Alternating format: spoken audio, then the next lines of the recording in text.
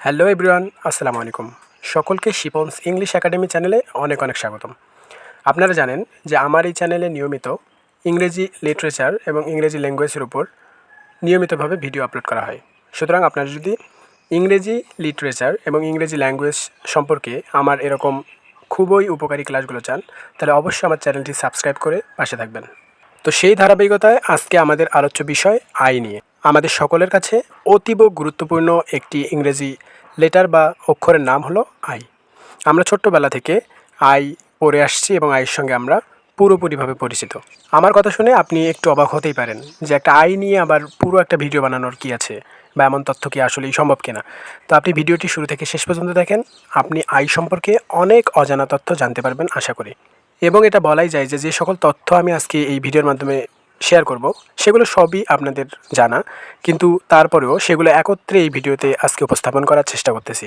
তো আশা করি ভিডিওটা শেষ পর্যন্ত দেখবেন। তো শুরুতেই আমরা আইয়ের কিছু বেসিক পরিচয় আপনাদের সামনে তুলে ধরতে পারি।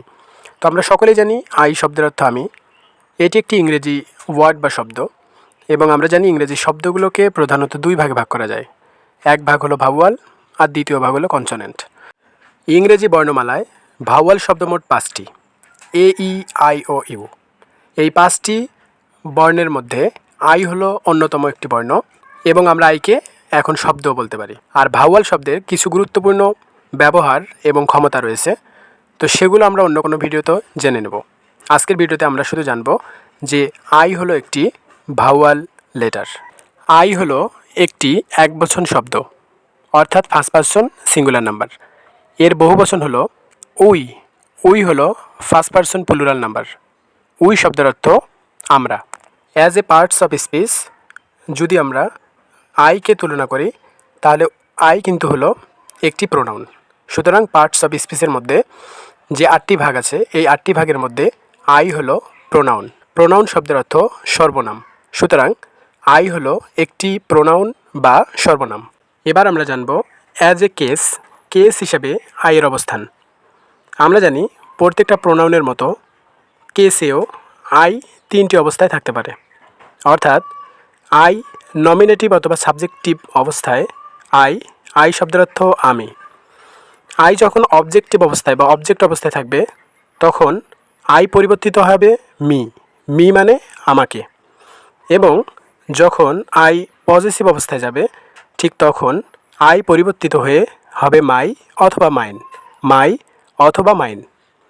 আই শব্দের অর্থ আমি, মি শব্দের অর্থ আমাকে, মাই বা মাইন শব্দের অর্থ আমার। আমরা কয়েকটি উদাহরণের মাধ্যমে আইয়ের এই 3টি অবস্থা জানব। শুরুতেই আই সাবজেক্ট অথবা নমিনেটিভ হিসেবে যদি আমরা উদাহরণ দেই, যেমন আমি মাছ ধরি, I catch fish.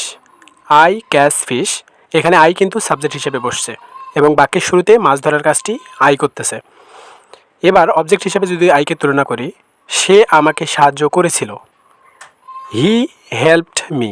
He helped me. তো এই বাক্যের মধ্যে দেখেন মি কিন্তু শেষে বসছে এবং সে সাবজেক্টের মতো নয়, বরং অবজেক্ট হিসেবে কাজ করতেছে। পরের বাক্য হলো রহিম আমার কলমটি ভাঙবে। রহিম আমার কলমটি ভাঙবে। Rahim will break my pen. Rahim will break my pen. এই বাক্যটিতে পেনের আগে মাই বসে, কিন্তু সেটি অবজেক্ট হিসেবে বসছে। আমরা যদি এর আরেকটা উদাহরণ নেই, আমার বাবা তাকে ডাকবে, my father will call him. বাক্যটিতে ফাদারের সামনে আই প্রোনাউন বসে, সেটি কিন্তু সাবজেক্টের মতো কাজ করছে। তাহলে আমরা ইতিপূর্বে যা বললাম সেখান থেকে বুঝতে পারি যে আই সাবজেক্ট হিসাবে বসে, মি সেই আইয়ের অবজেক্ট হিসেবে বসে, এবং মাই সাবজেক্ট এবং অবজেক্ট উভয় হিসাবেই বসতে পারে, কিন্তু শর্ত একটি, সেটি হলো মাইয়ের সঙ্গে অর্থাৎ পজিটিভ কেসের পর অবশ্যই একটি নাউন থাকতে হবে।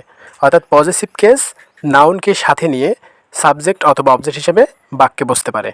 আই সম্পর্কে আরেকটি গুরুত্বপূর্ণ তথ্য অবশ্যই আপনাদেরকে মনে রাখতে হবে, সেটি হলো আই বাক্যের শুরুতে হোক, মাঝে হোক অথবা শেষে হোক, যে জায়গাতেই আই এককভাবে বসুক না কেন, অবশ্যই আইকে বড় হাতের অক্ষরে লিখতে হবে। কখনোই আই ছোট হাতে লেখা যাবে না। তবে আই যদি কোনো শব্দের সাথে বসে, কোনো শব্দের শুরুতে, মাঝে অথবা শেষে বসে, তাহলে ছোট হাতে লেখা যাবে। কিন্তু আই যদি কোনো বাক্যের এককভাবে শুরুতে, মাঝে অথবা শেষে বসে, তাহলে অবশ্যই আইকে বড় হাতে লিখতে হবে। ছোট হাতে লিখলে ভুল হবে। আই হলো একটি ব্যক্তিবাচক প্রোনাউন বা সর্বনাম, অর্থাৎ বাক্যে আই সর্বদাই কোনো ব্যক্তির পরিবর্তে বসে থাকে। আই কখনো বস্তু বা প্রাণীর পরিবর্তে বাক্যে বসে না। আই যে সকল অক্সিলারি ভার্বের সঙ্গে বসে, অর্থাৎ আই এর পর যে সমস্ত অক্সিলারি ভার্ব বসে সেগুলো হলো do, did, am, was, shall বা উইল, হ্যাভ এবং হ্যাড। এই অক্সিলারি ভার্বগুলোর সঙ্গে আই বসে থাকে।